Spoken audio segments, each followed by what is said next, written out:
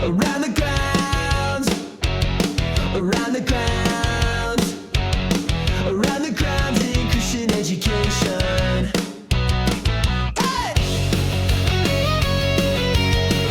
All right, welcome back to Around the Grounds in Christian Education. And our first news article of the week was something that really caught my eye due to the nature of what is being proposed. And this is from the beautiful California in the US that is, there's a bill being proposed. The Californian is the AB bill. And I stumbled across this through a pastor I follow in the US called Jack Hibbs. And he's been making waves around this issue, informing and bringing it to light. Because what it essentially is aiming to do would be to allow any non-related adult, a neighbor, teacher, ex-relative, or even a complete stranger to take custody of your child without your knowledge or consent. No background check, no court order, no parent signature, just a piece of paper from within the public school system, which is shocking. Shocking. Like, I don't even know what to say on that, to be perfectly honest. Like, how is that even been proposed? Yes. And Jack Hibbs is quite vocal in saying if this bill passes, he's actually saying get your kids out of the state, move. Yeah. That's how serious it is. Yeah.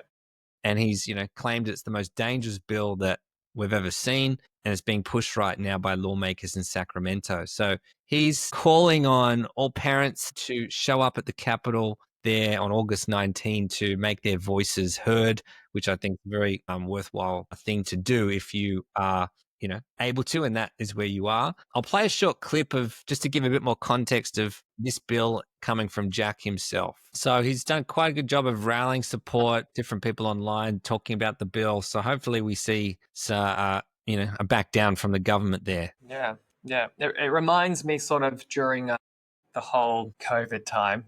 I know now you probably have to censor me by saying that word, but where, in around these mandates at the time and sort of the conspiracies or the discussions around what is this going to turn into, what does this look like, and knowing that even some states in Australia were sort of, if you don't do X amount of the schedule or vaccines or whatever it is for your own kids, then that could be seen as neglect and therefore be taken out of your care. And for me, that's a huge concern to go, all right, what, again, it's the government overreach into the home, into the family unit, and just completely sort of pulling it apart and giving zero rights or autonomy or protection around that. And tying those kind of decisions to funding.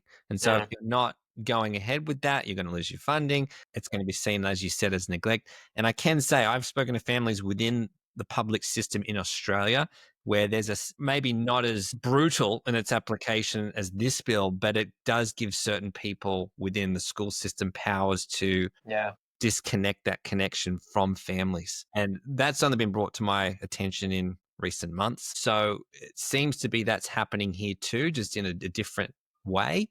But it's something to be aware of, that if your child is in the public system, to be considering and being aware of what your rights are and what the rights are, or what's being proposed and has passed as what the school is actually able to do in the event that, you want to make a decision for your family that doesn't go along with the narrative or the decisions that the government has made. Yeah. So quite alarming. So we'll be watching that case very closely. Really, someone in the crowd, when he mentioned this, someone yelled out in the long extended version. You can check it out on his Instagram. Why does homeschool? I was like, love that guy. Yeah. And his response was, "You have no idea what's coming to the state of California from a home perspective with just the proposed legislation that is wanting to pass to make that harder." We're in a battle. They're not stopping, and they will never stop. No. And so there is something to be said about being aware of your context and where you are and how the law is shifting around these topics. Let's go to our next story, which is the great college shift or university shift here. And this data comes from an ASA 2024 survey, which said this: only 45% of US teens, grades 7 to 12, now plan to attend a 2 or 4 year college. Which was down from 73% in 2018. Yeah, right. 38% say they'd rather pursue trade schools, certificates, or apprenticeships, which was up from 12% in 2018. Huh. 60% still say college is important, especially girls, 70% versus boys, 54. But national enrollment dropped to 62.8% in 2024, down from 66.8% in 2019. And when we compare this to Australia for our context, similar thing is happening. You've got 59% of Australian teens from 15 to 24 say they plan to go to university. 42% are preferring the alternatives like TAFE and trades, gap years, or entrepreneurship. And with similar concerns from, what they're going to be getting back, the fears around the costs, and, the VET space is growing because of the lower debt and the higher immediate employability. And that's that idea of, what are you going to university for, and what's the chances you're actually going to be able to pay back, especially in the US, different system of, how access to those institutions. But still, I think just like in the US, Aussie teens are waking up that they don't have to go this route. They don't want debt without direction. They do want purpose.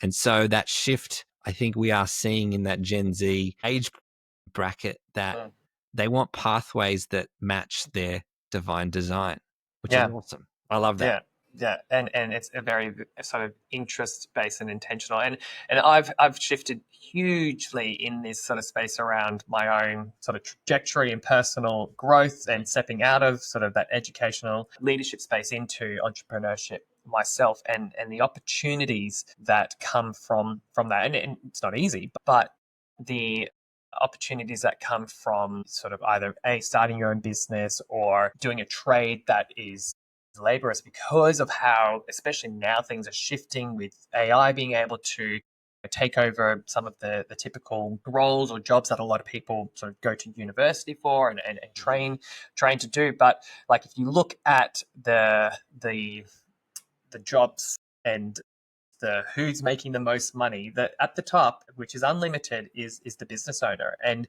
when moving towards an age where any and everyone can have a business in some way, shape, or form, and the ceiling is limitless depending on the effort, the opportunity, the time, how you market yourself, and that's a whole sort of different conversation completely. But yeah, I think that students are recognizing this, or kids are recognizing this, and that there's so much that they've got access to.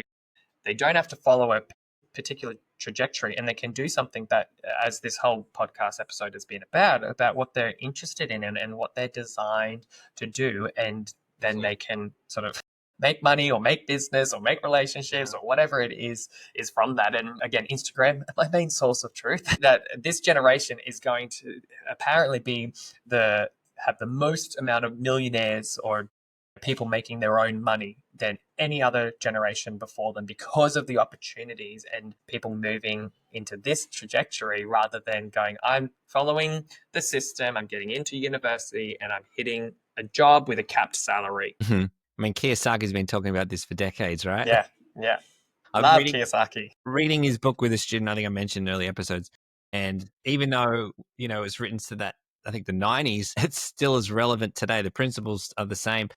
Back to the university thing, we spoke about one aspect of the relevance of the degrees and what's being offered. We didn't touch on how woke they've become. Yeah. My experiences in my most recent completion of a master's was one of the most challenging thing was navigating through the wokeness of the articles that I had to read and respond to, because it was framed from, very much a leftist ideology, which is obviously infiltrated universities.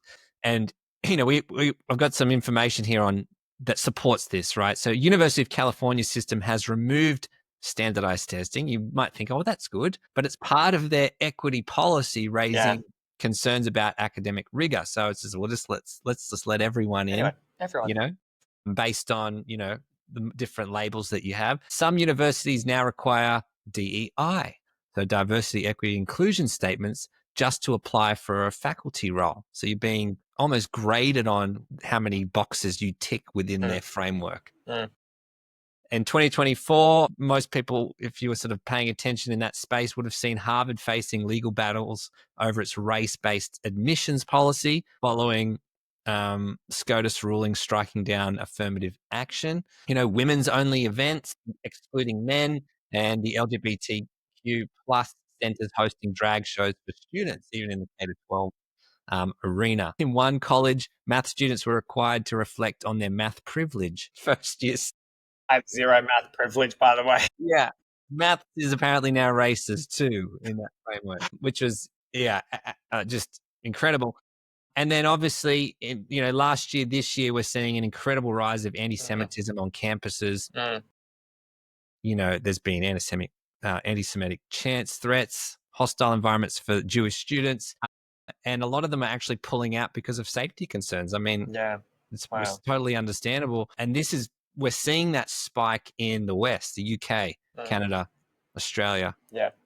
And it's often marked as, well, it's just political activism. No. This is pre-1940 stuff rearing its ugly head and coming back into that space, which is quite alarming. So, someone said to me, should I send my child to university? My short answer is no. But, consider what their passions are. Yeah. Is it something that is definitely needed to do what they want to do? If not, I'd be finding ways to avoid it, in my opinion.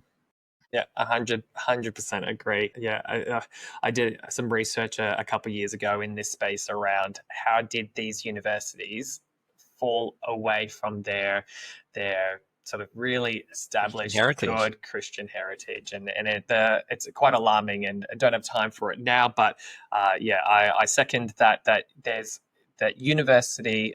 I would argue, unless your passion and your child's individual, what they're being designed and what they feel is part of their calling or what they want to do, that's the trajectory to get to that is university, then support that, endorse that, be really intentional around what university, the worldview, etc.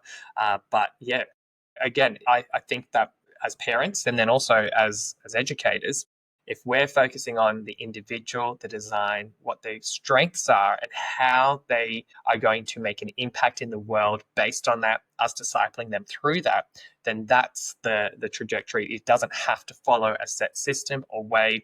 That's where we should be really sort of growing our children. Again, it's not about like what this whole episode has been on. It's not they fit a box or they're average or they're broken. We just need to fix the pieces around that. It's very much about they're an individual, they're uniquely made, they're intentionally made, they're designed by God. They have a unique identity and calling and impact they're going to have on the world. Let's foster that. And that fostering on calling, because there's some verses I want to finish on that I think are a good takeaway for parents that are thinking, well, how do I cultivate or nurture what it is that God has for them? And so I think there's two ways to look at this. It's how am I developing and facilitating and helping their walk with God and their journey with understanding the Bible and who Jesus is and the cross and sin and our nature. I think those foundational things are really important. And with that comes this understanding, well, I can talk to God about these things. This relationship idea is where when you commit your life to Jesus and you understand what he's done for you, that trusting in the Lord with all your heart and leaning not on your own understanding is what starts to unfold. Because when you do that, that's when he will make your path straight. That direction on where to go is seen when we trust in the Lord and lean on only him and have him as our personal savior. Psalm 32:8 says, I will instruct you and teach you in the way you should go. I will counsel you with my loving eye on you. And it's such a reminder that God isn't silent. He's personal. He's involved. He's loving. And that's ultimately the goal for our kids. My kids want the same. I want them to be growing in an understanding of the Lord and the knowledge that they can talk and pray and hear from him, and he will direct their paths. So I think we'll wrap it up there, but hopefully that's an encouragement to families that are, in a place where they're looking to make a change and challenge the status quo, as we say at the beginning of every episode. I'm Cale. James, been a pleasure to have you again. Don't forget to share, like, and follow us on all platforms. We look forward to have you joining us next week. Until then. See you then. Thanks, Cale. Around the grounds, around the grounds.